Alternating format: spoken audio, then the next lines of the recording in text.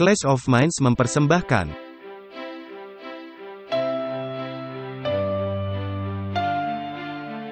Walter Veith, Martin Smith, Martin Luther, tahun 1517. Konsili Trent, tahun 1545. Luka parah, tahun 1798. Kebangunan besar rohani, tahun 1844. Ensiklikal Rerum Novarum, tahun 1891. Konsili Vatikan II, tahun 1962. Paus Francis, tahun 2013. Ensiklikal Laudato Si Perawatan Rumah Kita Bersama, tahun 2015. Pandemi COVID-19, tahun 2019. Pemilihan Presiden Amerika Serikat, tahun 2020. Perang Rusia melawan Ukraina, tahun 2022. WhatsApp Prof 179, malaikat lainnya, panggilan terakhir, keluarlah dari Babel, umatku. Halo, dan selamat datang dalam episode lain WhatsApp Prof. Selamat siang Walter. Hai Martin. Ya, kita kembali. Apakah Anda baik-baik saja? Saya baik-baik saja, tetapi ini, nampaknya kita beralih dari buruk ke lebih buruk. Ya memang, Alkitab mengatakan hal itu akan terjadi. Tetapi setidak-tidaknya, masih ada harapan. Mari kita buka dengan doa, dan melanjutkannya. Bapa kami di sorga, terima kasih karena kami bisa berkumpul. Terima kasih untuk kebenaran indah, yang ada dalam firman-Mu. Tolonglah kami, agar bisa memahaminya. Tolonglah kami agar mengerti hal ini dan dalam penerapannya dalam kehidupan kami, dan untuk menjangkau dunia dengan pekabaran ini. Di dalam nama Yesus, amin. Amin. Martin, kita sudah menyelesaikan pekabaran malaikat pertama, kedua, dan ketiga. Dan pekabaran itu mesti menjangkau dunia. Lalu adanya malaikat yang lain, di mana dia mengulangi pekabaran malaikat kedua, tetapi dengan beberapa penambahan hal. Nah, malaikat kedua mengumumkan bahwa Babel sudah jatuh. Dan dia memberikan alasan mengapa Babel jatuh, karena telah meminum anggur dari binatang pertama, buatan Babel.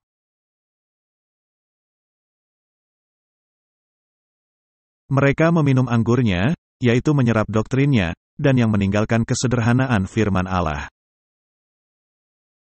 Malaikat ketiga mengundang mereka untuk kembali kepada jalan keselamatan yang digariskan di dalam Alkitab, yang bertentangan dengan jalan Babel.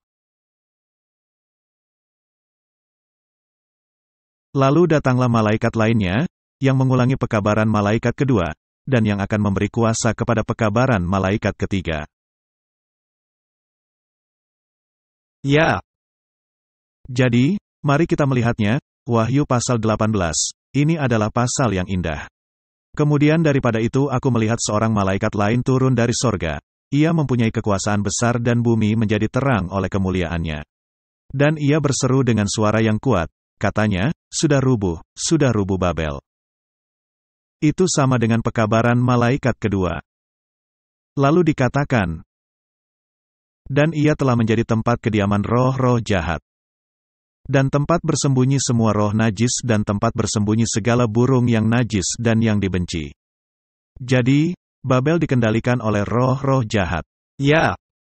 Dan Babel memiliki roh kudus palsu dan burung yang najis, karena roh kudus diumpamakan seperti burung yang halal. Yang hinggap kepada diri Yesus, seperti burung merpati. Ini adalah burung yang halal. Tetapi di sini burung yang haram. Roh yang dibenci. Mengapa hal ini terjadi? Karena bangsa-bangsa telah meminum anggur. Mereka meminum doktrin yang salah, rencana keselamatan yang salah. Dan umat manusia menelannya bulat-bulat. Itulah sebabnya Tuhan murka. Bukan karena Allah itu bersifat pendendam, melainkan karena mereka telah memisahkan diri mereka dari sumber kehidupan. Nah, siapa yang sudah meminum anggur Babel, raja-raja di bumi telah melakukan perzinahan dengannya.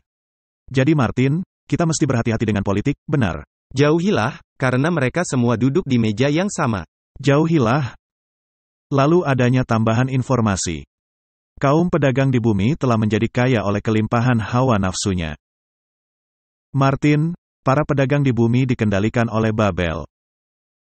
Ya, itu artinya para pedagang siapa? Mereka adalah tempat keuangan, pusat-pusat perbelanjaan, dan segala sesuatu yang berkaitan dengan uang. Siapa yang mengendalikan sistem keuangan? Babel yang mengendalikannya. Itulah yang dikatakan di dalam Alkitab. Jadi, Babel telah menjadi tempat kediaman roh-roh jahat. Dia memiliki roh kudus palsu. Mereka memiliki doktrin palsu. Dan raja-raja di bumi bersekutu dengannya, dan memaksakan doktrin dan perintah Babel. Dan para pedagang dunia, memastikan bahwa dia menjadi kaya dan semakin meningkat dalam harta, segala jenis harta. Dan umat manusia diperbudak. Baiklah. Wahyu 18 ayat 4 mengatakan, lalu aku mendengar suara lain dari sorga berkata, pergilah kamu, hai umatku, pergilah daripadanya. Ini adalah panggilan umum bagi Anda untuk memisahkan diri dari sistem Babel. Dan ini ditujukan kepada siapa? Kepada umat-umat Allah. Dan Anda mesti tidak turut bagian dalam dosa-dosanya. Dosa secara definisi adalah pelanggaran hukum. Mereka menentang hukum Allah. Pisahkan diri Anda dari mereka. Atau Anda akan tertimpa malapetakanya. Ini sungguh-sungguh pekabaran penting. Entah Anda mendengar atau Anda akan kehilangan hidup kekal. Mengapa? Karena waktunya telah tiba, di mana dosa-dosanya telah bertimbun-timbun sampai ke langit, dan Allah telah mengingat segala kejahatannya. Dosa-dosanya sepanjang zaman, semuanya dicatat di dalam kitab-kitab Allah. Sepanjang 6.000 tahun, dosa diizinkan. Ya, dan sistem Babel ini, pertama dalam bentuk kekafiran, kemudian dalam bentuk Kristen. Kemudian dalam bentuk penyatuannya, dengan menyapu semua sistem masuk ke dalamnya, harus dibeberkan, dan dia akan dibinasakan.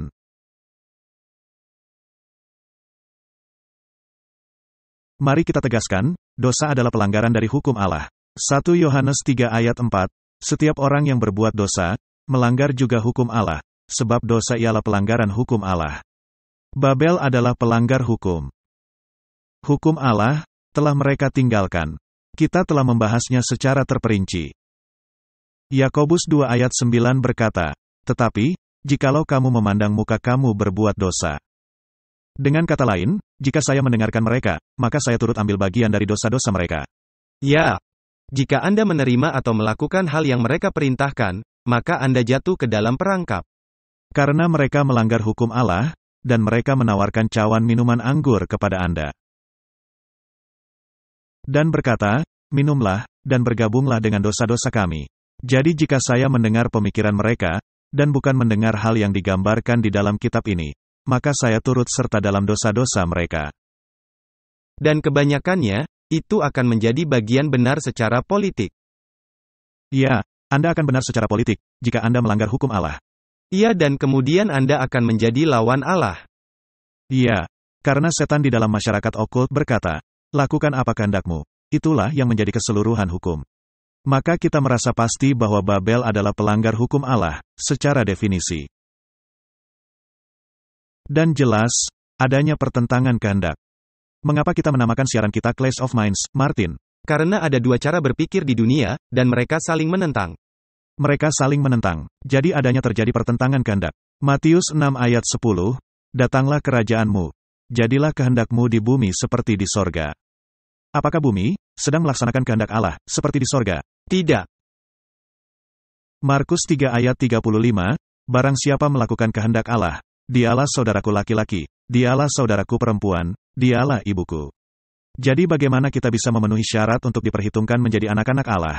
Anda mesti melakukan kehendak Allah. Mari kita pastikan, Efesus 6 ayat 6, jangan hanya di hadapan mereka saja untuk menyenangkan hati orang, tetapi sebagai hamba-hamba Kristus. Yang dengan segenap hati melakukan kehendak Allah. Jadi bukan memenuhi kehendak manusia, melainkan memenuhi kehendak Allah. Benar, atau Ibrani 10 ayat 36. Sebab kamu memerlukan ketekunan, supaya sesudah kamu melakukan kehendak Allah, kamu memperoleh apa yang dijanjikan itu. Martin, apakah ini bersyarat? Ya. Anda tidak menerima janji Allah, kecuali Anda melakukan kehendak Allah. Seperti yang kita sebutkan dalam episode sebelumnya, adanya persyaratan.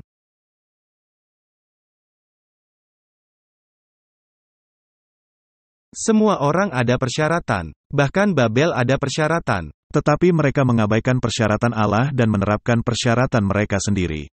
Benar. Jadi, ketika Anda ingin turut serta dalam sistem mereka, Anda mesti mengikuti persyaratan mereka. 1 Petrus 2 ayat 15, sebab inilah kehendak Allah, yaitu supaya dengan berbuat baik kamu membungkamkan kepicikan orang-orang yang bodoh. 1 Petrus 3 ayat 17, sebab lebih baik menderita karena berbuat baik, jika hal itu dikehendaki Allah, daripada menderita karena berbuat jahat. Apakah orang-orang telah menderita sepanjang zaman, karena Babel? Kita bisa melihat dunia sekarang mengalami konsekuensi dari doktrin Babel. Ya, 1 Yohanes 2 ayat 17, dan dunia ini sedang lenyap dengan keinginannya, tetapi orang yang melakukan kehendak Allah tetap hidup selama-lamanya. Martin, Alkitab begitu jelas, ini adalah sebuah pilihan. Roma 2 ayat 7, yaitu hidup kekal kepada mereka yang dengan tekun berbuat baik mencari kemuliaan, kehormatan dan ketidakbinasaan, hidup kekal. Ini menjadi tema di sepanjang Alkitab. Kitab Yakobus 2 ayat 8, akan tetapi, jikalau kamu menjalankan hukum utama, yaitu 10 hukum Allah, yang tertulis dalam kitab suci, kasihilah sesamamu manusia seperti dirimu sendiri, kamu berbuat baik. Kasihi sesamamu manusia seperti dirimu sendiri, merupakan ringkasan dari loh kedua 10 hukum. Bagaimana reaksi Anda kepada sesama Anda? Dan loh pertama adalah, bagaimana reaksi Anda kepada Allah? Jadi, apakah lawan dari berbuat baik? 2 Raja-Raja 17 ayat 13. Tuhan telah memperingatkan kepada orang Israel, dan kepada orang Yehuda dengan perantaraan semua nabi dan semua tukang tilik. Berbaliklah kamu daripada jalan-jalanmu yang jahat itu dan tetaplah ikuti segala perintah dan ketetapanku. Sesuai dengan segala undang-undang, yang telah kuperintahkan kepada nenek moyangmu dan yang telah kusampaikan kepada mereka dengan perantaraan hamba-hambaku, para nabi. Martin, bisakah lebih jelas dari ini? Sebenarnya bisa. Seperti perkataan Yesus, jika engkau mengasihi aku, turutilah semua hukum-hukumku. Dan jika Anda tidak melakukannya, maka Anda seorang pendusta. Martin, ini sangat jelas, adanya peperangan di antara dua cara berpikir. Mari kita lanjut dengan Wahyu 18, karena tadi belumlah selesai. Kita tidak akan membahas keseluruhan pasal, tetapi akan mengambil intisarinya saja. Balaskanlah kepadanya, sama seperti dia juga membalaskan, dan berikanlah kepadanya 2 kali lipat menurut pekerjaannya. Campurkanlah baginya 2 kali lipat di dalam cawan pencampurannya. Martin, pasti ada alasan mengapa Allah begitu tegas kepada Babel, benar? Ya. Sebanyak kemuliaan dan kemewahan, yang telah ia nikmati. Berikanlah kepadanya siksaan dan perkabungan, sebab ia berkata di dalam hatinya, aku bertahta seperti ratu, aku bukan janda, dan aku tidak akan pernah berkabung. Dia sangat menikmati keberadaan dirinya. Dia berpikir, dia bisa menguasai segala sesuatunya. Dan memang, dia bukan janda. Dia memiliki suami. Tetapi malangnya, dia memiliki suami yang salah. Naga yang menjadi suaminya, harusnya Kristus, karena dia menyajikan dirinya sebagai sebuah organisasi Kristen. Dengan semua organisasi yang terkait kepadanya, bagaikan anak-anaknya. Sebab itu segala malapetakannya akan datang dalam satu hari, yaitu sampar dan perkabungan dan kelaparan. Dan ia akan dibakar dengan api, karena Tuhan Allah, yang menghakimi dia, adalah kuat. Martin, Alkitab menyebut Babel sebagai pelacur. Hukuman bagi seorang pelacur adalah dirajam. Kecuali untuk anak perempuan dari seorang imam. Maka penghukumannya adalah dibakar dengan api. Martin, Babel di sini adalah seorang imam, sebuah gereja. Karenanya, penghukumannya adalah dengan dibakar. Dan raja-raja di bumi, yang telah berbuat cabul dan hidup dalam kelimpahan dengan dia, akan menangisi dan meratapinya, apabila mereka melihat asap api yang membakarnya. Babel akan dibeberkan. Dan ini hanyalah ketika malapetaka mulai menimpa. Pada akhirnya, mereka akan melihat kebinasaan mereka, dan mereka akan meratap. Mereka akan berdiri jauh-jauh karena takut akan siksaannya dan mereka akan berkata, celaka, celaka engkau, hai kota yang besar, Babel. Hal menarik, kata celaka di sini diulangi. Tepat sekali. Memang ada dua, sudah rubuh, celaka, celaka, karena ini merupakan gabungan gereja dan negara. Itulah sebabnya para raja-raja meratapi. Karena mereka mengetahui, mereka juga terhilang. Gereja dan negara sama-sama jatuh bersama Babel. Sebab dalam 1 jam saja sudah berlangsung penghakimanmu. Martin, sistem ini akan dibinasakan. Kita mesti tahu, mengapa. Dan itu mengapa adanya panggilan untuk keluar. Jika kita melihat cerita yang ada di Wahyu 17 ayat 6, dan aku melihat perempuan itu, yaitu gereja, mabuk oleh darah orang-orang kudus dan darah saksi-saksi Yesus. Dan ketika aku melihatnya, aku sangat heran. Martin, jika ada orang yang ingin mengetahui hanya sebagian kecil saja dari kejahatan Babel, maka bacalah buku Fox Book of Martyr. Benar. Saya sudah berusaha beberapa kali membaca buku itu. Buku ini luar biasa. Dan di bagian awal keberadaan agama Protestan, buku ini bersama-sama dengan Alkitab. Selalu disejajarkan dalam rak buku, sehingga tidak ada orang yang lupa, bahwa perempuan ini yaitu, Gereja Katolik Roma. Mabuk dengan darah orang-orang kudus, dan darah para martir Yesus. Bagaimana mereka menyiksa jutaan orang? Bagaimana dengan jawatan inkuisisi? Mereka menaruh orang dalam ranjang penyiksaan, dan membakarnya dengan api. Penyiksaan yang paling kejam. Kita telah menayangkannya dalam ceramah lainnya, peralatan mengerikan yang mereka pakai. Martin, cawan Babel sudah penuh. Bagaimana bisa Babel berbuat baik, melihat hal yang sudah diperbuatnya selama berabad-abad? Jadi, pengumuman mengenai kejatuhan Babel akan diulangi oleh malaikat Wahyu 18, setelah pekabaran dari malaikat ketiga selesai dilakukan. Pekabaran ini akan menambah kuasa kepada pekabaran malaikat ketiga, dan akan membentuk seruan nyaring, sebelum datangnya hari besar dan dahsyat dari Tuhan. Itu akan merupakan undangan terakhir bagi umat manusia. Pisahkan dirimu, keluarlah daripadanya. Itu dia. Dan ini telah dimulai. Ya, kepada pihak mana Anda mesti menuju? Orang-orang yang menuruti hukum-hukum Allah dan memiliki kesaksian Yesus. Wahyu 18 ayat 1, dan 2, dan 4, ayat ini menunjuk ke suatu masa, ketika pengumuman mengenai kejatuhan Babel, seperti yang dibuat oleh malaikat kedua dari Wahyu 14. Akan kembali diulangi, dengan penyebutan tambahan kebobrokan yang telah memasuki berbagai organisasi yang membentuk Babel. Sejak pekabaran itu, pertama kali diberitakan di musim panas tahun 1844. Pengumuman ini, yang digabungkan dengan pekabaran malaikat ketiga, merupakan peringatan terakhir, yang akan diberikan kepada penduduk bumi. Martin, ini adalah pekabaran terakhir. Ini adalah seruan nyaring, entah Anda mau mendengar dan menurutinya dan bertindak atas bimbingan Roh Kudus. Atau Anda menerima doktrin roh-roh jahat dan roh-roh palsu. Dan sejak tahun 1844, itu merupakan bagian dari pekabaran yang menunjukkan bagaimana organisasi-organisasi, gereja-gereja, dan orang-orang telah kembali kepada kuasa binatang ini. Benar. Baiklah, Wahyu 18 ayat 11. Dan pedagang-pedagang di bumi menangis dan berkabung karena dia, sebab tidak ada orang lagi yang membeli barang-barang mereka. Jadi ekonomi tidak bisa dipisahkan dari Babel. Martin, apakah Anda senang dengan ekonomi yang sedang dijalankan di dunia? Tidak, mengerikan. Apakah senang ketika Anda pergi ke pompa bensin dan melihat harga BBM telah meningkat 2 kali, 3 kali dalam beberapa hari, dan orang-orang mengeluh? Benar, segalanya meningkat, yang disebabkan oleh berbagai faktor, yang bahkan tidak masuk akal. Yang bahkan tidak ada. Dengan menutup pipa saluran BBM, dan lain-lain, tetapi kita tidak perlu membahasnya. Tetapi itu menunjukkan kepada Anda, tangan Anda dipotong. Betapa bergantungnya Anda kepada sistem. Nah, ini merupakan suatu perlambangan luar biasa dalam Alkitab. Ketika dalam Perjanjian Lama, adanya keadaan yang sama yang menunjuk kepada kenyataan yang lebih besar di akhir zaman, dan yang dijelaskan secara detail. Saya harap kita memiliki waktu untuk meneliti kitab Yehezkiel pasal 26, 27 dan 28. Di sana, perlambangan itu disajikan secara sangat detail. Sungguh luar biasa. Mari kita melihat beberapa catatan ringkas. Yehezkiel pasal 26, pasal ini membahas 2 perwujudan. Pangeran Tirus dan Raja Tirus. Tetapi tentunya, itu menjadi perlambangan dari kenyataan yang lebih besar. Beginilah firman Tuhan Allah kepada Tirus.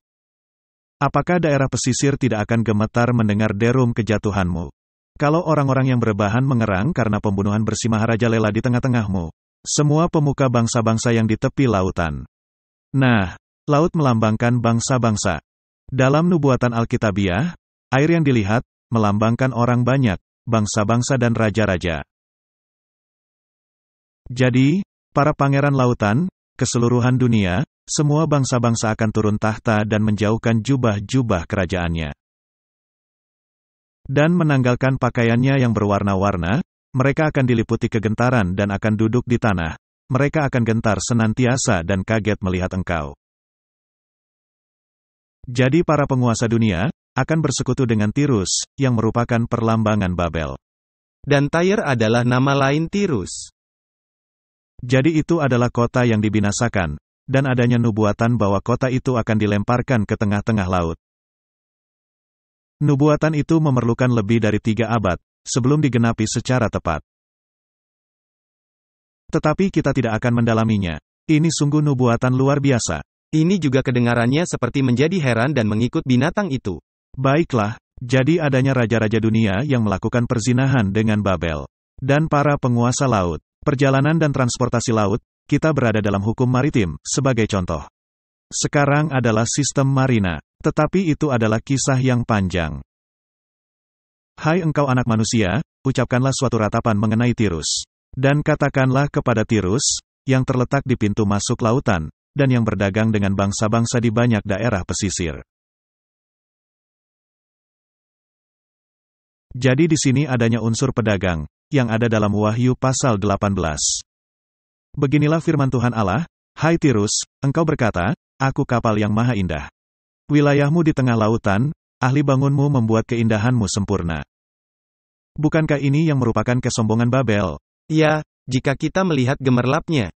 Ya, kapal-kapal Tarsis membawa barang-barang dagangan ini bagimu. Penuh dengan muatan berat engkau di tengah lautan. Ke lautan luas pendayungmu membawa engkau. Jadi ini adalah sistem yang mengendalikan ekonomi. Orang pesisir kaget semua melihatmu, raja-rajanya menggigil, mukanya berkerut. Pedagang bangsa-bangsa bersuit-suit terhadapmu, akhir hidupmu mendahsyatkan, dan lenyap selamanya engkau. Ini adalah perlambangan, dan penggenapannya adalah hal yang sedang terjadi sekarang di Babel. Dan jika Anda terus lanjut dalam pasal itu, maka Anda akan melihat, satu demi satu bangsa didaftarkan. Dan hal yang menyedihkan, Yehuda dan umat-umat Allah masuk ke dalamnya. Mereka juga terkunci ke dalam sistem ini. Kemudian tibalah kepada pangeran dan raja ini. Yehezkiel 28 ayat 2, hai anak manusia, katakanlah kepada Raja Tirus.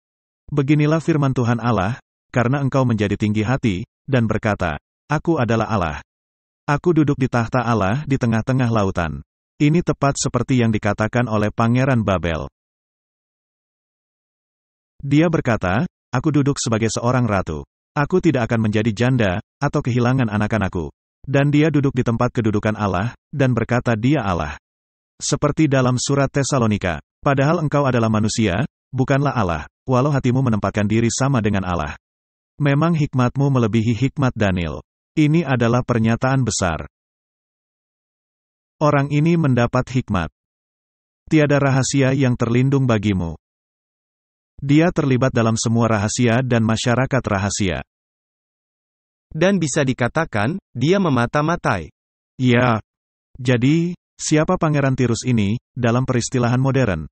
Dia adalah pangeran dari sistem Babel, dan sekarang ini dia adalah paus. Dengan hikmatmu dan pengertianmu engkau memperoleh kekayaan. Emas dan perak kau kumpulkan dalam perbendaharaanmu. Sistem kekayaan di bumi adalah Vatikan. Tentu saja. Karena engkau sangat pandai berdagang, engkau memperbanyak kekayaanmu, dan karena itu engkau jadi sombong. Oleh sebab itu beginilah firman Tuhan Allah, karena hatimu menempatkan diri sama dengan Allah. Dia akan dibinasakan, benar. Jadi, apakah kepausan menyatakan diri sebagai keilahian? Tentu saja. Mari kita melihat kutipan dari Paus Leo. Dia menyatakan dirinya sebagai yang ilahi. Di samping berbagai pernyataan kepausan di zaman abad pertengahan sebagai Allah di bumi, Paus modern juga menyatakan hal yang serupa. Paus Leo mengatakan hal-hal ini, mengenai kepausan dan gereja Roma. Pikiran kami tertuju pada sejumlah besar orang yang masih asing dengan sukacita yang memenuhi seluruh hati umat Katolik. Adanya orang-orang yang tidak mengenal Injil, karena mereka meninggalkan kepercayaan Katolik, meskipun menyandang nama orang-orang Kristen. Pemikiran ini telah menjadi dan masih menjadi perhatian utama kami. Sungguh suatu penghujatan. Dengan huruf besar. Marilah kita menciptakan manusia dalam gambar dan rupa kita. Karena tidaklah mungkin memikirkan jumlah sangat besar umat manusia, menyimpang dari jalan yang benar, di mana mereka meninggalkan kami, dengan huruf besar. Dan tidak mengalami perasaan kesedihan paling mendalam. Karena kami memegang jabatan Allah Maha Kuasa di bumi. Mereka menganggap memiliki kekuasaan ini. Ini adalah pernyataan menghujat. Kita bisa menunjukkan pernyataan lainnya yang jauh lebih buruk. Kami menduduki jabatan ini, kami adalah Allah. Ada banyak pernyataan, kita tidak perlu membaca semuanya. Dan seperti yang Anda sebutkan, pada awal alinea itu, mereka tidaklah menjauhkan diri mereka dari hal ini. Lalu adanya orang-orang yang berkata, wah, itu paus zaman abad pertengahan. Ingat, mereka tidak bisa salah. Ex cathedra. Jadi, mari kita melihat paus modern, dan melihat hal yang dikatakan oleh Paus Yohanes Paulus II. Dalam traktat Katolik Answers lainnya, kami telah menunjukkan bahwa para bapa gereja mengakui Yesus telah membuat Petrus menjadi batu karang. Di mana Yesus akan mendirikan gerejanya, yang memberi Petrus keunggulan istimewa. Di mana Petrus pergi ke Roma, dan meninggalkan para penerusnya di sana. Tentunya ini dusta, karena batu karang itu adalah selalu merujuk kepada Yesus Kristus. Jadi, Petrus telah menyatakan bahwa Yesus adalah Allah yang hidup, dan yang adalah Mesias. Dan Yesus menjawab, di atas batu karang ini, di atas pernyataan ini, gereja didirikan. Jadi Yesus berkata kepada Petrus, akulah batu karang, dan di atas batu inilah, aku akan mendirikan gerejaku. Engkau adalah Petrus, batu kecil. Jadi, mereka menyatakan kekuasaan ini bagi diri mereka sendiri, dan dalam traktat ini kami akan menunjukkan bahwa mereka juga memahami bahwa para penerus Petrus mengalami otoritas khusus atau keutamaan. Dalam berbagai cara, para bapa gereja menyaksikan kenyataan bahwa gereja Roma menjadi gereja pusat dan yang paling memiliki otoritas. Mereka mencatat, seperti yang dilakukan Ignatius dari Antiokhia, bahwa Roma memegang pimpinan dari semua gereja-gereja lain. Dan bahwa, seperti yang dijelaskan Irenaeus, karena asal mulanya yang lebih unggul, semua gereja-gereja mesti sependapat dengan Roma. Martin, ini adalah sejarah modern. Tidak ada yang bisa mengatakan bahwa gereja Roma telah berubah. Ini adalah kesombongan dalam level paling tinggi. Dan semua sistem menjadi bagian dari sistem ini.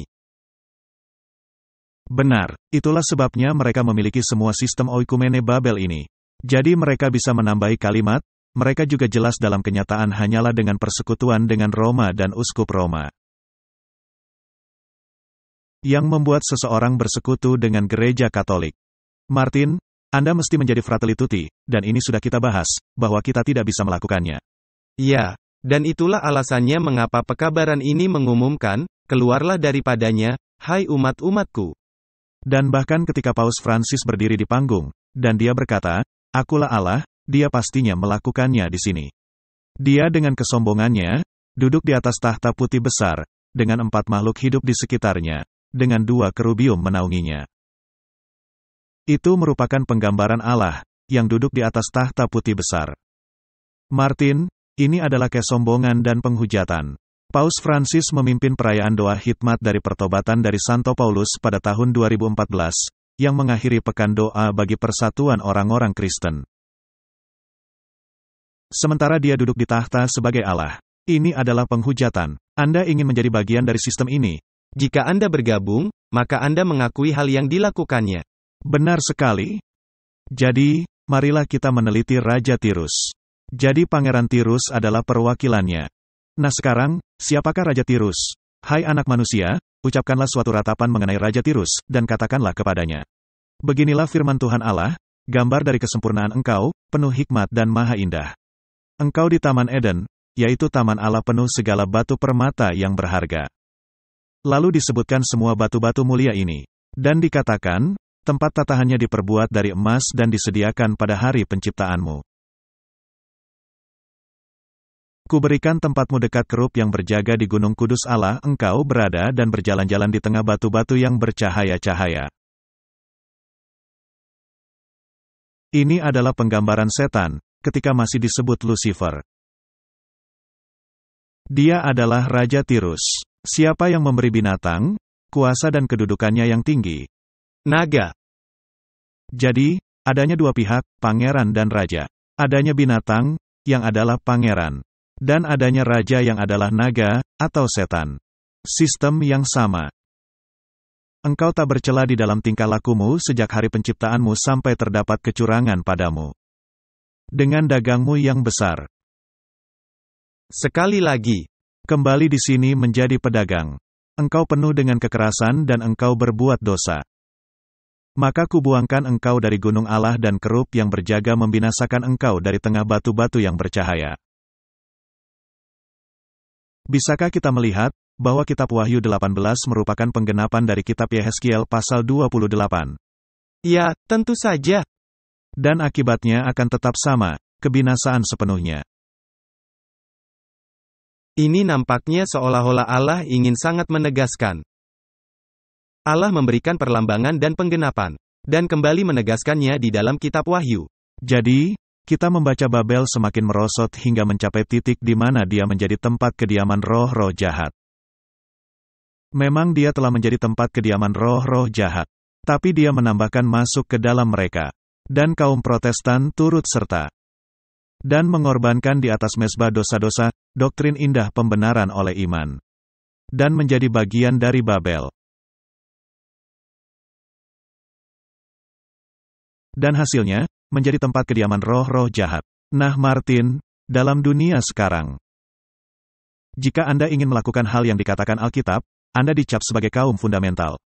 Jadi kepausan, ketika mereka meninggalkan firman Allah, mesti mengutuk siapa saja yang tetap setia kepada firman Allah sebagai kaum fundamentalis. Sesungguhnya, fundamentalis adalah kata yang baik untuk orang-orang Kristen. Tapi menjadi kata sumpah. Sekarang menjadi kata sumpah, karena itu benar-benar mengabaikan apa yang kepausan ingin untuk Anda lakukan. Benar, jadi saya ingin mengatakan kepada kepausan secara publik, saya adalah kaum fundamentalis, dan saya sangat bangga. Karena saya mempercayai setiap firman yang keluar dari mulut Tuhan. Saya setuju. Anda setuju? Anda ada dalam masalah besar, Martin. Mari kita melihatnya. Nah, untuk diketahui, beberapa klip video yang akan kita tunjukkan, diambil dari serial dokumenter, yang dibuat oleh Chris Lang, yang berjudul, Mystified. Ini adalah serial yang bagus, dan saya sudah menaruh linknya, dan bisa dilihat di YouTube. Saya pikir ini bagus ada linknya, orang-orang bisa menontonnya. Stefani adalah seorang fundamentalis. Suatu istilah yang berasal mula dari paham Protestan awal abad 20 untuk menggambarkan orang-orang Kristen, yang mempercayai Alkitab sebagai kebenaran mutlak Allah bagi umat manusia.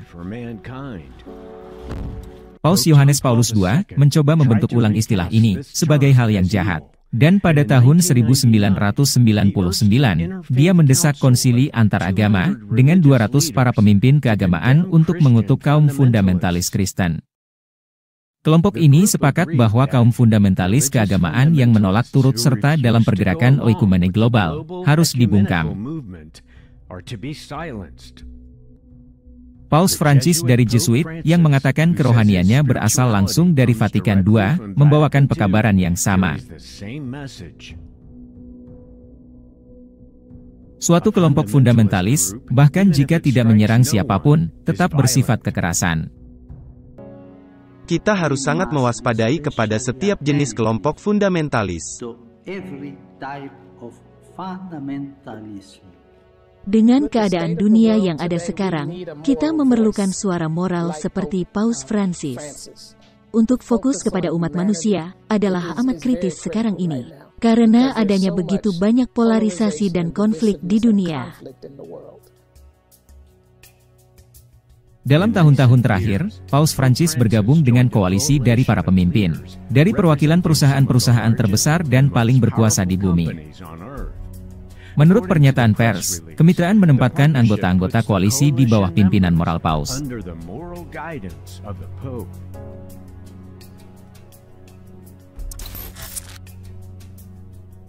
Paus Francis menyajikan hal yang kelihatannya kepausan yang lebih baik dan lemah lembut. Bukankah dia berkata bahwa spiritualitasnya langsung berasal dari Vatikan II? Apakah kepausan telah berubah? Tidak. Hak kepada kebebasan keagamaan tidaklah merupakan hak untuk kesalahan, dan memiliki batasan-batasan yang menyertainya, menurut persyaratan demi kebaikan bersama. Jika Anda mendengar mengenai Francis yang menjemput orang-orang dan membawanya dalam mengunjungi orang-orang, dia tidak berubah. Martin, macan tutul tidak bisa merubah belang-belangnya. Dia masih tetap sama. Dia membenci Alkitab dan orang-orang yang mempercayai Alkitab.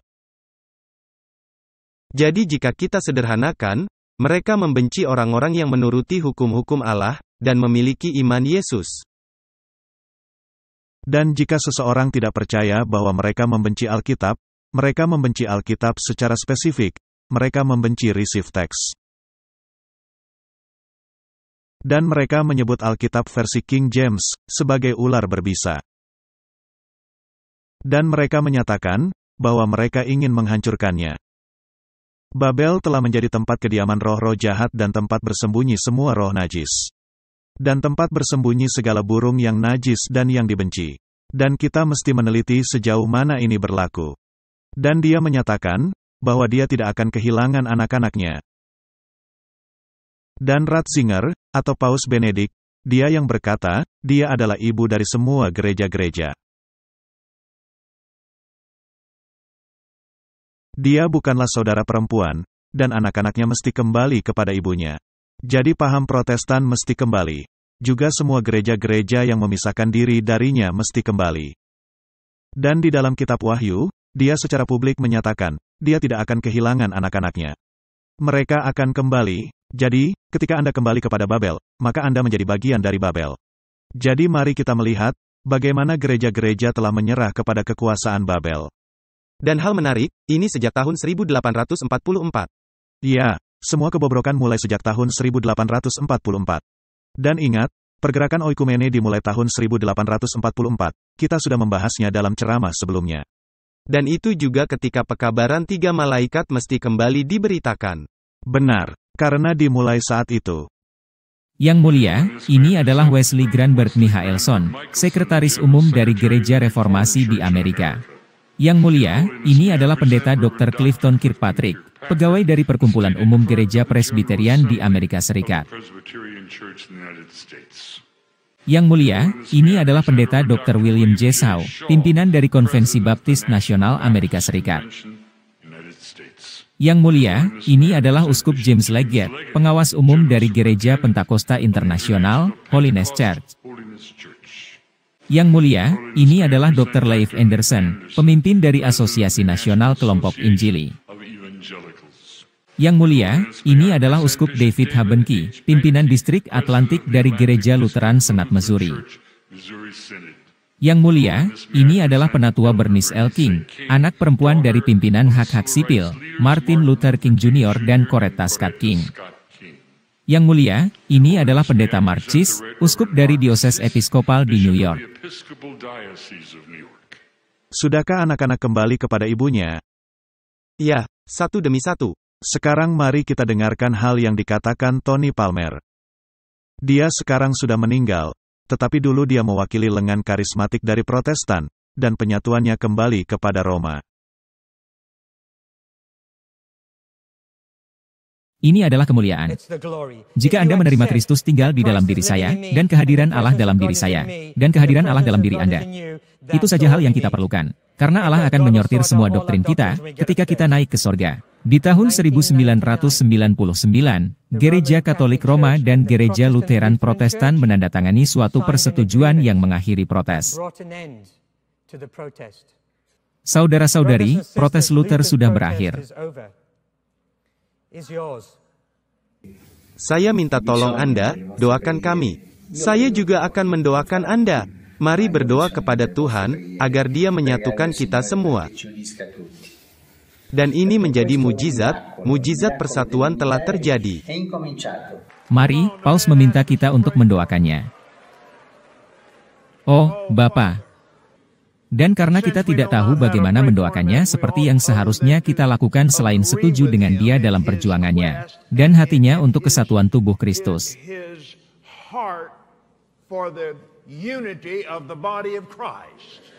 Jadi Bapa, sekarang kami ada di sini. Menurut kitab suci, kami tidak tahu cara berdoa, kami berdoa dalam roh. Kami menerima kalimat dalam Roh Kudus. Kami menerima doa dalam iman. Kami menerima kata-kata yang bukan kata-kata kami sendiri.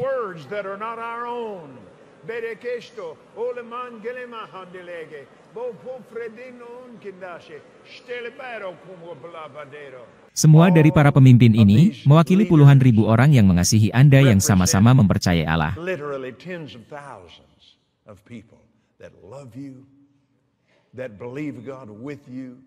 Dan sebagai jawaban kepada permohonan Anda, kami baru saja mendoakan untuk Anda, bersama Anda, dan kita melakukannya di dalam roh.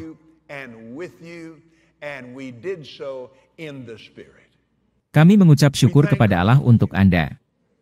Maka, semua kita menyatakan bersama-sama, diberkatilah.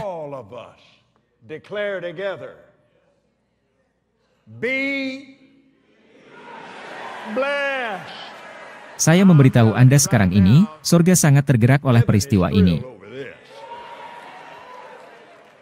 Mereka telah menjadi tempat kediaman roh-roh jahat, tempat kediaman semua roh najis dan burung yang dibenci.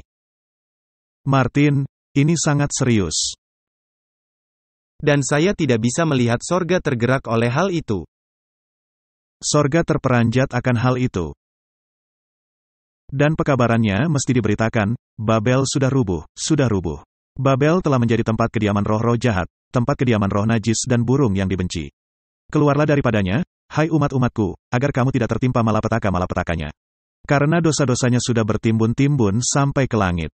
Martin, bagaimana cara mereka mencapai hal ini? Nomor 1, mereka akan berbicara dalam bahasa lidah.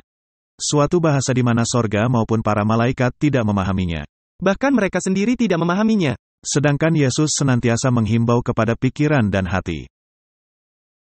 Dan musik akan memainkan peranan sangat penting, karena kita membaca dalam Daniel 3 ayat 5. Demi kamu mendengar bunyi sangkakala, seruling, kecapi, rebab, gambus, serdam, dan berbagai-bagai jenis bunyi-bunyian, maka haruslah kamu sujud menyembah patung emas, yang telah didirikan Raja Nebukadnezar itu. Mereka telah mendirikan patung kepada binatang. Mereka telah menjadi bagian dari Babel, dan akan memakai musik untuk menghinoptis umat manusia. Untuk mempercayai gerakan Roh Kudus, ketika kenyataannya roh yang palsu. Tentu saja. Elvis, kadang-kadang membaca perikop dari buku Blavatsky, The Voice of the Silent, kepada para pendengarnya. Ini adalah buku yang mempromosikan meditasi Timur Hindu, sebagai jalan menuju kesadaran diri sendiri. Sementara kelompok The Beatles, berlatih dan mempromosikan meditasi transendental Maharishi. Sementara berada di India, John Lennon menulis kepada penggemarnya, meditasi transendental tidaklah menentang agama apapun. Ini didasarkan kepada kebenaran mendasar dari semua agama. Ciri yang umum dari pengalaman sebenarnya dari Allah, yang dikenal sebagai Vatikan II. Diluncurkan di Roma, dengan lebih dari 2.000 uskup Katolik dari seluruh dunia. Vatikan II membantu membuka jalan untuk iman antar agama. Mempromosikan persatuan di antara agama-agama dunia, dengan membagikan harta mistik Gereja Katolik, yaitu tradisi perenungannya. Istilah kehidupan perenungan merupakan sejarah terkait kepada berbagai tatanan biara dari para biarawan dan biarawati, yang gaya hidupnya berorientasi kepada praktek-praktek penyangkalan diri dan doa perenungan, suatu bentuk paham mistik.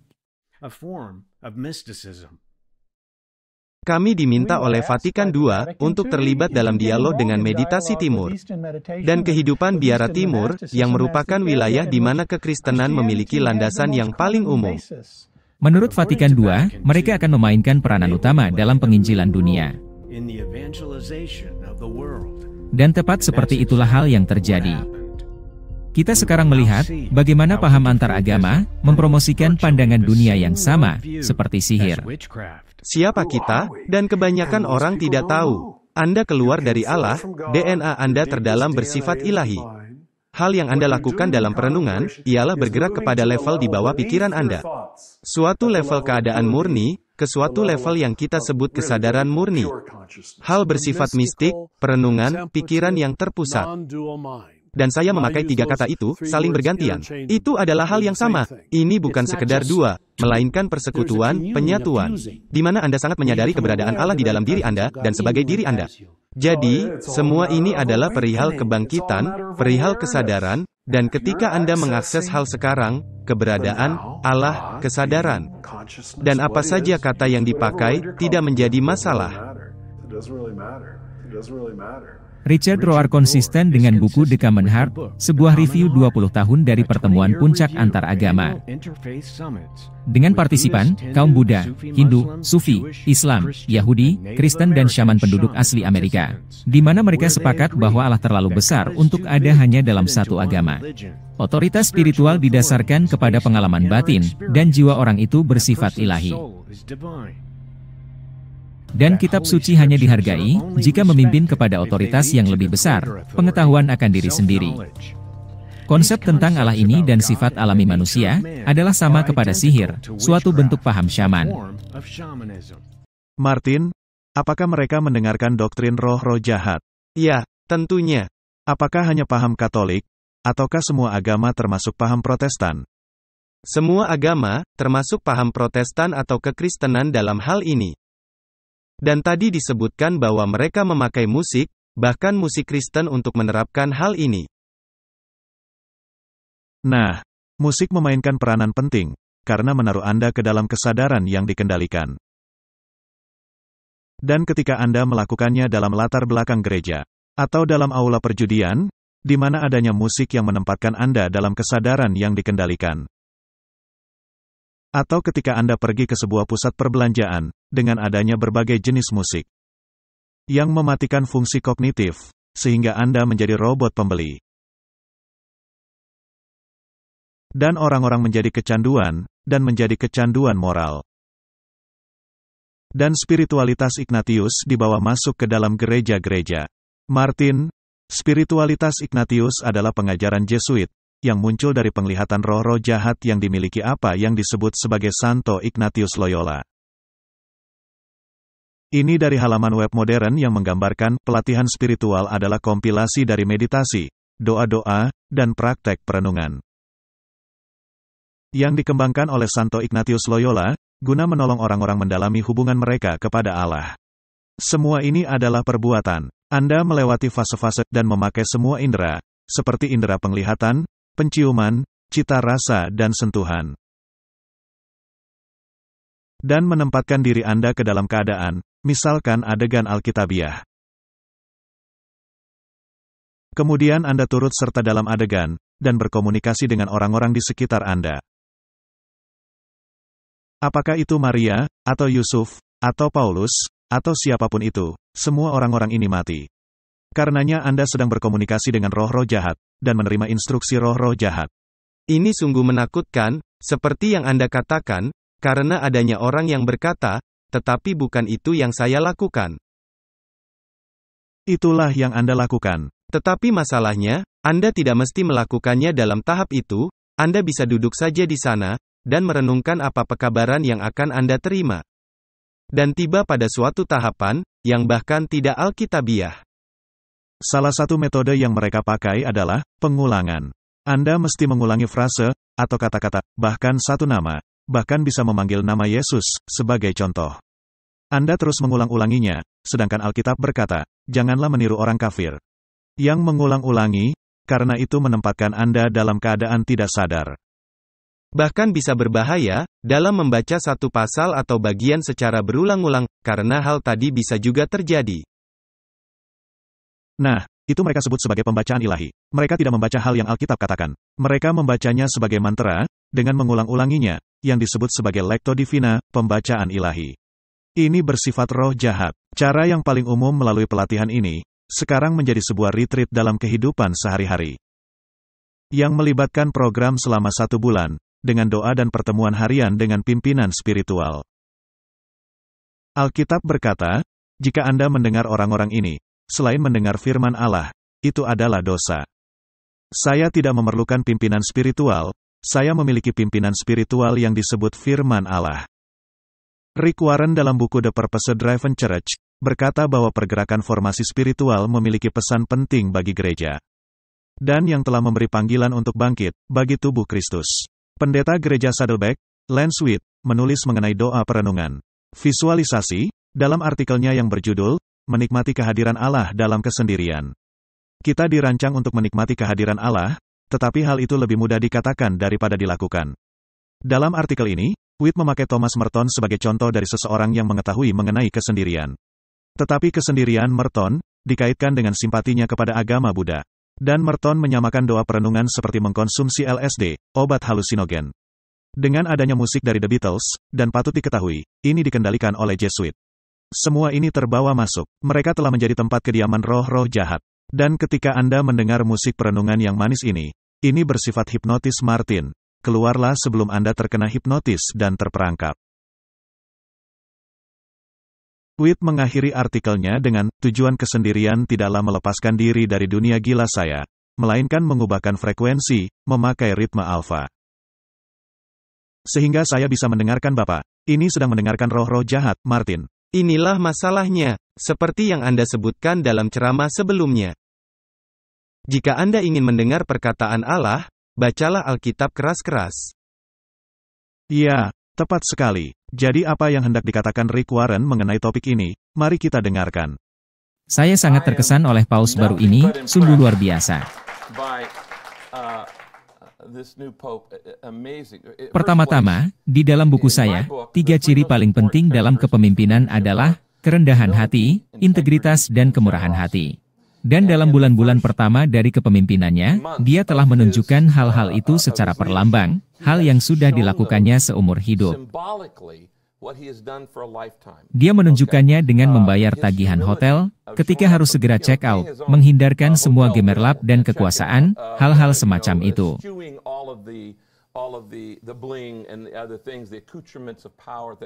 Ini adalah orang yang melewatkan kehidupannya bekerja dengan orang-orang miskin. Ini adalah orang yang saya kagumi, karena pekerjaannya bersama orang-orang yang terkena HIV dan AIDS. Dan gereja Saddleback turut terlibat dalam Hari AIDS Sedunia, di mana kita membantu dalam menghilangkan stigma, dan mengupayakan jumlah nol AIDS di akhir dekade ini, bila mana bisa. Mengenai integritasnya, saya menyukai kenyataan bahwa sebelum dia membicarakan mengenai para pebisnis yang serakah, dia membicarakan mengenai para uskup yang serakah. Dan sebelum dia mulai membicarakan mengenai moral rendah di dunia, dia mulai membicarakan mengenai moral rendah di gereja. Jadi, usahakan bersih-bersih di rumah sendiri dulu. Saya menyukai hal itu. Jadi, apakah ini yang dikatakan pengkhotbah Protestan, yang memuji Paus? Ya. Dan mereka menunjukkan Paus yang sedang membasuh kaki orang-orang miskin. Dan Paus sedang mengambil tempat Yesus Kristus, karena dia adalah Kristus lainnya di bumi. Lagi pula, dia duduk di tahta putih besar. Martin, Yesus adalah satu-satunya yang mencuci kaki para murid-murid, tetapi kakinya sendiri tidaklah dicuci. Tidak perlu mencuci kaki Yesus, karena dia tidak berdosa. Tapi kepausan melakukan hal yang sama. Sedangkan Alkitab mengatakan, kita mesti saling mencuci kaki satu sama lain, tetapi kaki paus tidaklah dicuci. Karena dia mengambil tempat Kristus. Dia adalah anti-Kristus. Himbauan para nabi, dalam Yesaya 48 ayat 20. Keluarlah dari Babel, larilah dari Kasdim. Beritahukanlah dengan suara sorak-sorai dan kabarkanlah hal ini. Siarkanlah itu sampai ke ujung bumi. Katakanlah, Tuhan telah menebus Yakub, hambanya. Martin, ini adalah perkataan Nabi Yesaya. Ini sebelum pembuangan ke Babel. Dan dia memperingatkan, larilah dari Babel. Yeremia 51 ayat 6, larilah dari tengah-tengah Babel. Allah kembali mengulangi pekabarannya. Ini adalah pada masa ketika terjadinya pembuangan, ketika kota Yerusalem jatuh. Hendaklah setiap orang menyelamatkan nyawanya, supaya kamu jangan tertumpas karena kesalahannya. Sebab inilah waktu pembalasan bagi Tuhan, ia membayar ganjaran kepadanya. Itu adalah perlambangan, sedangkan kita sedang hidup dalam masa penggenapannya. Mari kita membaca kutipan ini, berasal dari buku para nabi dan raja. Orang-orang yang rohnya telah dibangkitkan Allah. Mengutip Ezra 1 ayat 5, pulang di bawah dekrit Kores. Tetapi Allah berhenti menghimbau orang-orang yang secara sengaja tetap tinggal di tanah pengasingan. Dan melalui berbagai agen, Allah membuat orang-orang itu bisa kembali. Tetapi jumlah yang lebih besar, yang gagal merespon dekrit raja, tetap tidak mendapat kesan, bahkan ketika Zaharia memperingatkan mereka agar lari dari Babel. Mereka tidak menuruti panggilan. Itu adalah perlambangan yang menakutkan. Dan saya khawatir, kita mengalami hal yang sama sekarang ini. Lalu keluarlah dekrit kematian. Sementara itu, keadaan di media Persia berubah dengan sangat cepat. Darius Histapes digantikan oleh Artasasta Agung. Selama masa pemerintahannya, orang-orang yang gagal melarikan diri mengalami krisis yang dahsyat. Karena menolak jalan kelepasan yang Allah telah sediakan, sekarang mereka dihadapkan kepada kematian, karena adanya dekrit kematian. Apakah akan adanya kembali dekrit kematian? Ya. Jadi, ketika Anda tidak menuruti panggilan untuk keluar, Anda akan terperangkap dalam masalah yang sama. Di sini ada artikel dari Review and Herald. Melalui Nabi Zaharia, juga pengalaman mereka yang kemudian, di zaman Esther dan Mordekai. Allah telah secara jelas memperingatkan umat-umatnya agar lari dari Babel. Waktunya telah tiba, ketika menjadi saat berbahaya untuk tinggal lebih lama di bawah pengaruh bangsa-bangsa kafir. Dalam melihat keadaan yang berubah ini, para imam di Babel, seharusnya cepat dalam menanggapi, siapa yang berada di pihak Tuhan. Suatu panggilan istimewa bagi mereka untuk kembali ke Yerusalem. Jadi, kita memiliki panggilan khusus, untuk kembali kepada jalan-jalan Allah, untuk menuruti hukum-hukum Allah dan memegang kesaksian Yesus. Untuk menuruti hukum-hukum Allah dan memiliki iman Yesus. Wahyu 18 ayat 11, dan pedagang-pedagang di bumi menangis dan berkabung karena dia sebab tidak ada orang lagi yang membeli barang-barang mereka. Martin, dalam video tadi, kita melihat Paus mengadakan pertemuan dengan para pedagang di bumi. Dan moralitas siapa yang mesti mereka ikuti? Moralitas kepausan. Wahyu 18 ayat 12, yaitu barang-barang dagangan dari emas dan perak, permata dan mutiara, dari lenan halus dan kain ungu. Dari sutera dan kain kirmizi, pelbagai jenis barang dari kayu yang harum baunya, pelbagai jenis barang dari gading. Pelbagai jenis barang dari kayu yang mahal, dari tembaga, besi dan pualam. Kulit manis dan rempah-rempah, wangi-wangian, mur dan kemenyan, anggur, minyak, tepung halus dan gandum. Lembu sapi, domba, kuda dan kereta, budak dan bahkan nyawa manusia. Ini mencakup semuanya, tetapi perdagangan terbesar ialah jiwa manusia. Ini sungguh menakutkan. Dan memang mereka melakukannya dengan sesungguhnya, dengan perdagangan manusia. Perdagangan manusia ini, ada dalam slide yang sebelumnya. Jadi, jika kita kembali kepada kitab Wahyu 17 untuk sedikit bantuan. Dikatakan di situ, lalu datanglah seorang dari ketujuh malaikat, yang membawa ketujuh cawan itu dan berkata kepadaku, "Mari ke sini, aku akan menunjukkan kepadamu putusan atas pelacur besar, yang duduk di tempat yang banyak airnya." Jadi ini adalah gereja yang mengendalikan bangsa-bangsa. Dengan dia raja-raja di bumi telah berbuat cabul. Dan penghuni-penghuni bumi telah mabuk oleh anggur percabulannya. Dalam roh aku dibawanya ke padang gurun.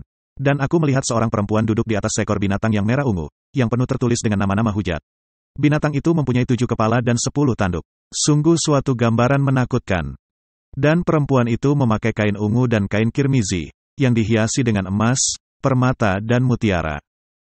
Martin, apakah kepausan dihiasi jubah-jubah ini? Sekarang, saya pikir orang-orang bisa melihat hal yang ada dalam kitab Yehezkiel dan kitab Wahyu, semua penggambaran mengenai binatang ini. Ya, dan di tangannya ada suatu cawan emas penuh dengan segala kekejian dan kenajisan percabulannya. Martin, mereka begitu sombong, bahwa gereja Roma merupakan satu-satunya yang menggambarkan dirinya dengan perempuan yang memegang piala emas. Jika Anda pergi ke Vatikan, lalu berbelok ke kanan ke sebuah ruangan, adanya patung raksasa dengan perempuan yang memegang piala emas di tangannya. Dan ada juga penggambaran Martin Luther dan Calvin yang disingkirkan. Dan pada dahinya tertulis suatu nama, suatu rahasia. Dia adalah masyarakat rahasia. Dia memiliki doktrin eksternal dan internal. Eksoterik dan esoterik. Benar. Babel besar, ibu dari wanita-wanita pelacur dan dari kekejian bumi. Dia ibu, dan yang lainnya. Tidak peduli apa penyebutan Anda, entah sebagai sistem keagamaan. Tidak peduli berjuta-juta para pengikutnya, mereka semua adalah anak-anaknya. Dan aku melihat perempuan itu mabuk oleh darah orang-orang kudus dan darah saksi-saksi Yesus. Dan ketika aku melihatnya, aku sangat heran. Martin, saya juga heran atas panjang sabar Allah. Benar. Lalu kata malaikat itu kepadaku, mengapa engkau heran? Aku akan mengatakan kepadamu rahasia perempuan itu dan rahasia binatang yang memikulnya. Binatang yang berkepala 7 dan bertanduk 10 itu. Jadi, perempuan ini, gereja yang mengendalikan binatang, yaitu sistem politik dunia, dan hati nurani manusia, dia telah diidentifikasi dengan sangat jelas. Martin Luther, menunjukkan perempuan yang menunggangi binatang, dan raja-raja dunia sujud kepadanya. Dan memastikan menaruh tiara tingkat 3 kepausan di kepala perempuan itu. Apakah dunia sudah diperingatkan, ataukah telah melupakannya? Ya, mereka lupa dan telah kembali, sejak pekabaran diberitakan. Babel telah menjadi tempat kediaman roh-roh jahat. Dan penggambaran ini, dalam Alkitab Martin Luther, mengenai dua saksi, yaitu Perjanjian Lama dan Perjanjian Baru. Dan musuh mereka, yaitu naga dengan mahkota 3 tingkat di atas kepalanya. Kemudian, mereka menekannya dan harus menghilangkan, dan menaruh mahkota raja. Martin Luther sangat kesal. Jadi, dia harus menggambar ulang, dengan menaruh tiara berukuran besar, di atas kepala naga. Itulah musuh, naga dan kepausan, dua hal tersebut. Dan Martin, Anda bisa berpikir bahwa semua agama-agama lain menjadi musuh, bahkan mungkin teroris atau apapun itu. Anda bisa memberi nama apapun kepada mereka. Mereka merupakan bagian dari sistem Babel, dan menjadi bagian dari persaudaraan, Fratelli Tutti. Jangan berhubungan dengan mereka, keluarlah daripadanya, umat-umatku. Jangan turut serta dalam dosa-dosanya, karena mereka merupakan musuh bebuyutan dari dua saksi. Alkitab dan hanya Alkitab, Perjanjian Lama dan Perjanjian Baru, perlambangan dan penggenapannya. Martin, bisakah kita berkata, mereka berada dalam pemberontakan melawan firman Allah? Tentu saja. 1 Samuel 15 ayat 23, sebab pendurhakaan adalah sama seperti dosa bertenung dan kedegilan adalah sama seperti menyembah berhala dan terafim. Karena engkau telah menolak firman Tuhan, maka ia telah menolak engkau sebagai raja. Apakah Allah juga sedang menolak raja lainnya, di sini? Ya, bahkan Raja Tirus. Martin, Allah itu begitu setia. Dia menghendaki semua orang untuk memahami. Dan adanya pekabaran-pekabaran yang diberitakan kepada dunia, yang semestinya menakutkan orang-orang, dan membuat suatu perenungan, tetapi mereka mengabaikannya. Ini adalah informasi baru, tanggal 28 Oktober tahun 2023. Gereja Spanyol, pelecehan seksual berdampak kepada 200.000 anak-anak, hal yang ditemukan komisi. Lebih dari 200.000 anak-anak, diperkirakan telah mengalami pelecehan seksual dari pejabat gereja Katolik Spanyol. Yang telah ditemukan oleh sebuah komisi independen. Martin, ini bisa terjadi di gereja manapun, tetapi dalam jumlah besar ini. 200.000 anak-anak dilecehkan di Spanyol. Dan ini terus konsisten. Ini artikel lainnya, yang sama-sama baru. Lebih dari 4.000 anak-anak dilecehkan oleh gereja Katolik Portugal. Suatu komisi penyelidikan mengatakan 77% para pelaku adalah para imam, dan kebanyakan korbannya adalah kaum laki-laki. Martin, ini sangat mengerikan, karena Alkitab sesungguhnya mengatakan orang-orang yang menjadi korban. Jiwa manusia. Dan perdagangan manusia terjadi dalam organisasi-organisasi ini, dan diabaikan dengan permohonan maaf. Bagaimana dengan sekolah berasrama di Kanada? Mereka menjadi tempat sangat menakutkan. Yang didirikan untuk melaksanakan genosida kepada penduduk asli, mereka menciptakan kondisi yang membunuh ribuan anak-anak. Catatan redaksi, kisah ini kembali diberitakan dalam kunjungan Paus Francis ke Kanada, guna meminta maaf kepada komunitas penduduk asli.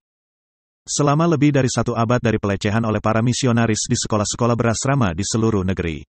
Ini begitu melimpah ruah dalam sejarah. Jika melihat abad pertengahan, apa yang terjadi kepada sistem biara? Apa yang terjadi di ruang bawah tanah, dari tempat-tempat itu? Dengan adanya anak-anak kecil yang dikorbankan di sana. Ini adalah sistem yang sangat mengerikan. Itulah sebabnya mengapa sistem biara dihapus untuk sementara waktu di Inggris. Dan hal-hal mengerikan yang terjadi di sana sungguh di luar dugaan. Dan paham mistik yang terlibat. Dan ini merupakan penyembahan seks, atau penyembahan kekafiran. Kita juga melihat hal ini di episode yang sebelumnya. Itu merupakan bagian dari penyembahan Babel kuno. Dan persembahan korban anak-anak merupakan bagian di dalamnya. Nah, kita tidak akan mendalami hal ini. Yang jelas, sistem ini telah menjadi tempat kediaman roh-roh jahat. Dia menjadi tempat roh-roh najis, dan burung yang dibenci. Dan siapa saja yang berhubungan secara sukarela kepadanya, memujinya dan sujud kepadanya, menjadi musuh Allah. Di sini ada artikel, apa artinya penghapusan dosa lengkap? Jaminan yang bisa dipertanggungjawabkan untuk dosa-dosa kita. Martin, ini ada dalam zaman kita, di tahun 2022. Semua umat percaya, yang menghadiri upacara paus di hari kakek nenek dan kaum lanjut usia dunia, pada tanggal 24 Juli tahun 2022. Atau di salah satu event yang terjadi di seluruh dunia, bisa membeli pengampunan dosa lengkap. Bagaimana cara Anda menggambarkan hal itu? Anda membayar, dan dosa Anda diampuni. Adanya hubungan antara penghapusan dosa dan pengampunan dosa. Tetapi jika saya bisa mendapat surat penghapusan dosa, maka dosa saya tidaklah diampuni. Melainkan hanya sekedar pengurangan hukuman sementara bagi dosa. Jadi, adanya perbedaan antara pengampunan dan perbaikan untuk hal merusak. Nah, penghapusan dosa terjadi di bawah arahan Paus Francis. Ya, dan ini bukan peristiwa di zaman abad pertengahan. Nah, mengapa mereka melakukan hal ini secara publik? Mereka sedang menggosokkannya ke muka kaum Protestan dengan berkata, "Kami tidak peduli, jika kalian membuka kedok kami. Kalian mesti kembali kepada kami, dan kami akan menunjukkan bahwa kami tidak berubah." Nah, hal ini telah menjadi sangat tidak masuk akal. Mereka sekarang memiliki sistem, di mana pada hari Jumat, lonceng gereja akan berbunyi. Guna memperingati kematian Yesus di atas kayu salib. Itu kata mereka. Dan ketika selama masa lonceng berbunyi itu, Anda mengucapkan 5 kali doa Bapa kami, maka Anda akan menerima penghapusan dosa. Pengurangan lengkap hukuman dosa.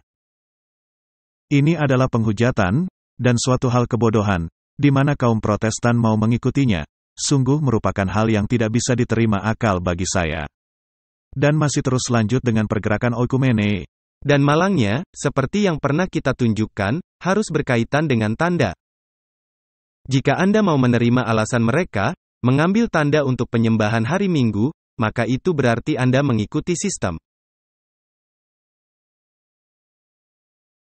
Anda sedang menyembah binatang. Sebelum diusir keluar dari sorga, setan mengenal Allah. Dia mengetahui tabiat Allah. Tetapi sejak saat itu, upaya setan adalah menyalah tafsirkan tabiat Allah. Merupakan saran setan, agama dibuat menjadi serangkaian penghukuman dan mematikan keinginan diri. Atau yang merupakan suatu pemandangan yang mulia, dan penunjukan pawai. Adanya banyak bentuk agama, yang didirikan oleh musuh Allah yang tidak memuat Kristus sama seperti persembahan Kain. Semua kegiatan ini, guna menerima pengurangan hukuman, tidak memuat Kristus sama seperti persembahan Kain. Apakah Anda bisa membayangkan, seorang pelayan Protestan, turut serta dalam proses oikumene sujud kepada patung-patung? Bisakah Anda membayangkan hal itu terjadi di dunia sekarang ini? Itu adalah penghujatan kepada Allah. Saya sangat merasa ngeri. Jadi ketika kita membahas kitab Wahyu pasal 18, keseluruhan pasal menunjukkan bahwa Babel telah rubuh. Gereja-gereja tidak mau menerima peringatan yang Tuhan telah berikan dalam pekabaran malaikat pertama, kedua dan ketiga. Ketika lonceng berbunyi, dan mengucapkan 5 kali doa Bapa kami, akan menggantikan kebenaran Kristus, betapa mudahnya mereka tertipu. Mereka menolak kebenaran, dan menerima dusta. Mereka menolak pekabaran kebenaran. Lihat 2 Tesalonika pasal 2, di mana antikristus sangat jelas didefinisikan. Di mana dia duduk di bait Allah, dalam gereja Allah, berpura-pura menjadi Allah. Pekabaran dari Wahyu 18 adalah jelas dan didefinisikan dengan nyata. Karena semua bangsa telah meminum anggur hawa nafsu cabulnya, dan raja-raja di bumi telah melakukan percabulan dengannya. Dan para pedagang di bumi telah menjadi kaya oleh kelimpahan hawa nafsunya. Siapa saja yang membaca pasal ini, tidak perlu disesatkan. Anggur Babel adalah peninggian sabat palsu melebihi sabat yang telah diberkati Tuhan Yehova untuk manusia. Juga mengenai kebakaran jiwa, imortalitas jiwa. Kita membahas topik itu ketika membahas tentang tanda binatang. Pengajaran bidat ini dan penolakan kebenaran membuat gereja menjadi Babel. Raja-raja, para pedagang, para penguasa, dan guru-guru keagamaan, semuanya ada dalam kebobrokan yang selaras. Kita telah melihatnya. Dan apa yang akan menjadi hasilnya, Martin, ada dalam Wahyu 16 ayat 12. Dan malaikat yang keenam menumpahkan cawannya ke atas sungai yang besar, sungai Efrat. Lalu keringlah airnya, supaya siaplah jalan bagi raja-raja yang datang dari sebelah timur. Sungai besar Efrat, sekarang ini secara literal memang sedang mengering, karena mereka membangun bendungan. Bukan itu yang dimaksudkan oleh ayat ini. Babel sesungguhnya telah lenyap. Air yang Anda lihat, merupakan kelompok besar orang-orang yang memberinya makan. Jadi, air melambangkan orang-orang, bangsa-bangsa, kelompok besar orang-orang, dan raja-raja. Tetapi air itu akan mengering. Ini pada akhirnya. Ketika malapetaka menimpa, orang-orang akan melihat Allah tidak ada dalam pergerakan itu. Dan Raja dari Timur. Dan aku melihat kemuliaan Allah Israel, datang dari arah Timur. Ini sangat penting, karena gereja-gereja karismatik mengatakan, bahwa raja-raja dari Timur adalah Cina dan Rusia. Tidak ada kaitannya dengan mereka. Dan aku melihat keluar 3 roh najis yang menyerupai katak dari mulut naga. Itu semua adalah agama spiritual, doa perenungan, dan semua dusta yang telah kita lihat. Dan keluar dari mulut binatang. Ini memberitahu Anda, bahwa Anda bisa mendapat pengurangan dari hukuman dosa-dosa Anda. Hanya dengan mengunjungi orang-orang lanjut usia. Sungguh suatu dusta. Tetapi saya tidaklah mengatakan, jangan mengunjungi orang-orang lanjut usia. Dan yang keluar dari nabi palsu. Kita tadi melihat Kenneth Copeland dan Rick Warren, dan cara mereka berbicara. Dengan mengatakan, ini adalah jalan, kebenaran dan hidup. Tidak, hanya Yesus yang menjadi jalan, kebenaran dan hidup. Itulah roh-roh setan yang mengadakan perbuatan-perbuatan ajaib, dan mereka pergi mendapatkan raja-raja di seluruh dunia. Untuk mengumpulkan mereka guna peperangan pada hari besar, yaitu hari Allah yang Maha Kuasa. Ini adalah pertentangan pikiran. Ini adalah peperangan Harmagedon. Ini saatnya Anda mengambil keputusan. Entah Anda mau tetap tinggal dalam sistem, atau pergi meninggalkan. Yeremia 51 ayat 9, kami tadinya mau menyembuhkan Babel, tetapi ia tidak dapat disembuhkan. Martin, Babel tidak bisa disembuhkan. Tidak ada perdamaian antara Kristus dan setan. Anda harus berada di belakang salah satu dari mereka. Anda harus tunduk pada salah satu dari mereka. Tinggalkanlah dia, marilah kita pulang masing-masing ke negerinya. Sungguh, penghukumannya sudah sampai ke langit, sudah menjangkau awan-awan. Wahyu 19 ayat 20, maka tertangkaplah binatang itu dan bersama-sama dengan dia nabi palsu, yang telah mengadakan tanda-tanda di depan matanya. Dan dengan demikian ia menyesatkan mereka yang telah menerima tanda dari binatang itu dan yang telah menyembah patungnya. Keduanya dilemparkan hidup-hidup ke dalam lautan api yang menyala-nyala oleh belerang. Martin, sistem keagamaan akan dibinasakan. Hal menarik, naga tidak ada di sana, karena dia masih hidup selama 1000 tahun. Tetapi tidak ada yang disesatkan, karena semuanya sudah mati. Tidak ada masa 1000 tahun di bumi. Itu adalah doktrin palsu Jesuit, yang juga ditelan oleh paham Protestan. Itu merupakan bagian dari anggur Babel. Jadi Martin, untuk menyimpulkannya, malaikat yang lainnya ini, berkata, Babel sudah rubuh. Dan dia memberikan pandangan semua kebobrokan yang telah merasuki gereja-gereja, sejak pengumuman pertama kejatuhan Babel. Martin, Allah telah begitu baik. Allah telah mengulang-ulangi pekabaran ini, agar orang-orang mau menerimanya. Reformasi Protestan telah mendefinisikannya secara sangat jelas. Kaum Protestan melupakan, di tahun 1844, pekabaran kembali diulangi. Mereka menolak menurut, dan mengikuti pergerakan oikumene. Dan sekarang ini adalah panggilan terakhir. Ini adalah panggilan terakhir. Ini adalah seruan nyaring. Entah kita mau menerima pekabaran ini, dan keluar dari Babel, dan bergabung kepada orang-orang yang menuruti hukum-hukum Allah dan memiliki iman Yesus. Atau kita akan tertimpa malapetaka-malapetakanya. Kiranya Allah memberi kita hikmat, agar kita boleh mengambil keputusan yang benar. Mari kita berdoa. Bapa kami di surga, sungguh merupakan peringatan yang dahsyat. Suatu peringatan yang berasal dari hati yang penuh kasih karena telah diulangi berkali-kali. Bukan hanya telah diulangi, melainkan telah ditegaskan berulang-ulang.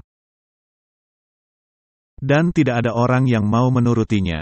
Tolong Tuhan, kirimkan Roh-Mu, agar orang-orang bisa mengambil keputusan yang benar. Di dalam nama Yesus, kami sudah berdoa. Amin. Diproduksi oleh Clash of Minds.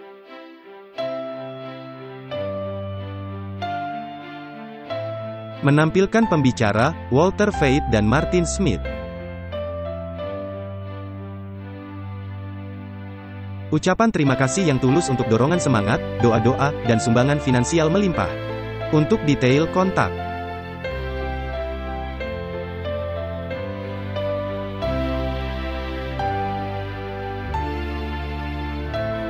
Kami memuji Juru Selamat kami, Yesus Kristus, yang setia dan sejati untuk kasih karunia, belas kasihannya, dan hak istimewa bekerja di kebun anggurnya. Guna menjangkau jiwa-jiwa, bagi kerajaannya yang segera tiba.